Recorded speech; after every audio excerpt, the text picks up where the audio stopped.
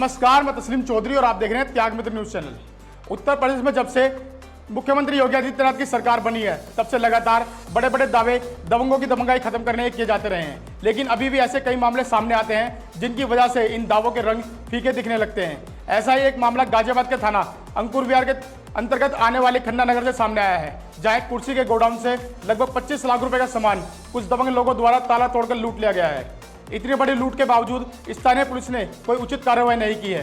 साथ ही पीड़ित साजिद ने अंकुर विहार थाने की पुलिस की कार्यशैली पर कई गंभीर आरोप लगाए हैं। पीड़ित साजिद से मिली जानकारी के अनुसार इतनी बड़ी लूट होने के बावजूद अभी तक 5 दिन बीतने के बाद भी पुलिस ने कोई मुकदमा तक दर्ज नहीं किया है, बल्कि घटना वाले दिन पुलिस ने उल्टा साजिद और उनके पुत्र सलमान को ही शाम तक थाने में बिठाकर रखा, जिससे पीड़ित किसी उच्च अधिकारी से भी नहीं मिल सका। जब शाम को थाने से छोड़ा गया तो पीड़ित गाजियाबाद पुलिस कमिश्नर ऑफिस अपनी शिकायत लेकर गया। वहां भी लेट होने की वजह से गाजियाबाद पुलिस कमिश्नर से मुलाकात नहीं हो सकी। बताया जा रहा है अभी भी दबंग पीड़ित के गोडाउन पर ही मौजूद हैं, लेकिन बार बार पुलिस को सूचना देने के बावजूद अब तक पुलिस कोई कार्रवाई नहीं कर रही है, बल्कि दबंगों का ही सहयोग करने में लगी हुई है। लोनी विधायक नंदकिशोर गुर्जर ने भी प्रशासन की कार्यशैली पर कई गंभीर आरोप लगाते हुए एक वीडियो जारी किया है। उस वीडियो में भी इस लूट का जिक्र करते हुए पुलिस की कार्यशैली पर कई गंभीर आरोप लगाए हैं। इस घटना की वजह से लगभग 35 से 50 लोगों का रोजगार भी खत्म हो गया है, जो पीड़ित साजिश के गोडाउन से कुर्सियां लेकर रोजाना साइकिल और रक्शे से बेचकर अपने परिवार का पालन पोषण करते थे। हमारी टीम ने उनमें से कुछ लोगों से भी बात करने की कोशिश की है। देखिए त्याग मित्र की खास रिपोर्ट। क्या नाम है तुम्हारा? मेरा नाम मोहम्मद साजिद। क्या मामला हुआ आपके साथ? मेरे साथ ये मामला हुआ, मेरा खन्ना नगर 2 नंबर गेट कुर्सी का काम है। मुझे 2 से 2.5 से 3 साल से लगा के 3 साल से मेरा ये काम है। उसी जगह पर ये गोदाम मेरे में डकैती हो गई और ये गोदाम में सब कुछ भरा हुआ मेरा लुट चुका है, सब कुछ बर्बाद हो चुका है। और मैं सुबह के वक्त जो मैं अपने गोदाम पर जाकर देखता हूँ, जुम्मे के दिन मैं अपने फेरी वालों का हिसाब करा और हिसाब करके और मैं अपना गोदाम बंद कर चला आया।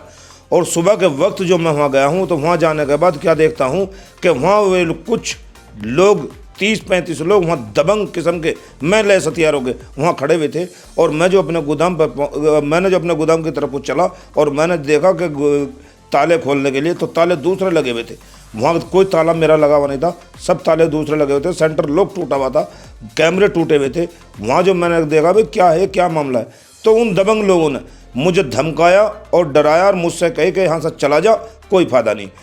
तुझसे हमने बहुत बार समझा दिया, बहुत बार तुझे हमने बतला दिया, तेरी समझ में नहीं आई, जा चला जा, अन्य तुझे हम मार भी देंगे, जा चला जा यहाँ से।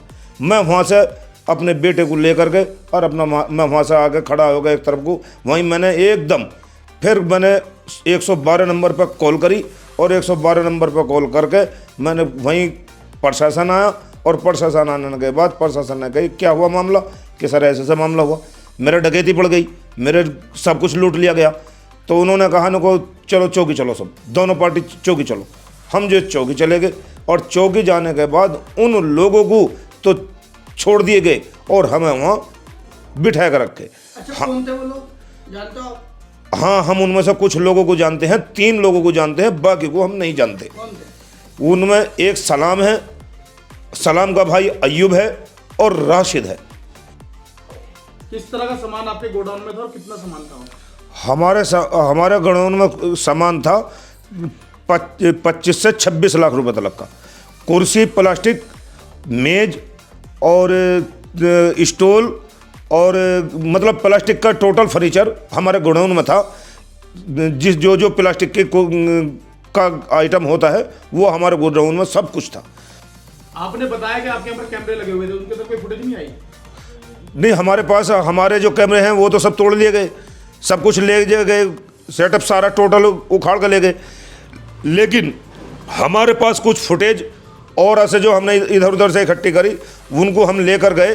उन फुटेजों में सब कुछ हम दिखा रहे हैं। हमने अपना एप्लीकेशन दी, लेकिन हमारे एप्लीकेशन को या हमारी उन फुटेजों को या उस सबूत को हमारे को प्रशासन कुछ नहीं मानना और हमें ही बिठा कर रखा अंकुर विहार थाने में।